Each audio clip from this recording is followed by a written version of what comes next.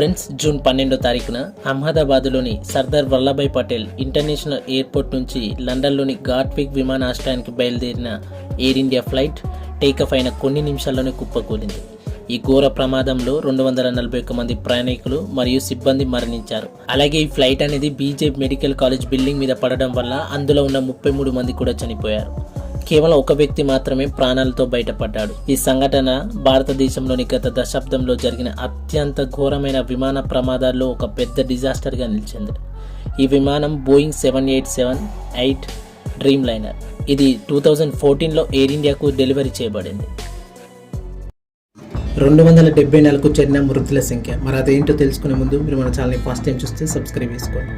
అహ్మదాబాద్ విమాన ప్రమాద ఘటనలో మృతుల సంఖ్య 274కు చేరింది. ఫ్లైట్లోని 241 మందితో పాటు బీజే మెడికల్ కాలేజ్కి చెందిన 33 మంది చనిపోయారు. గాయపడిన వారికి ఆసుపత్రిలో చికిత్స అందుతుంది.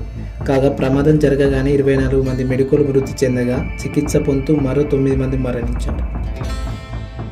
ఫ్రెండ్స్, అహ్మదాబాద్ విమాన ప్రమాదంలో ప్లేన్లో ఉన్న 241 మంది చనిపోయారు. కానీ ఒకే ఒక వ్యక్తి మాత్రం ప్రాణాలతో బయటపడ్డాడు. మరి అతను ఎవరో తెలుసుకునే ముందు మీరు మన ఛానల్ని ఫస్ట్ టైం చూస్తున్నట్లయితే సబ్స్క్రైబ్ చేసుకోండి.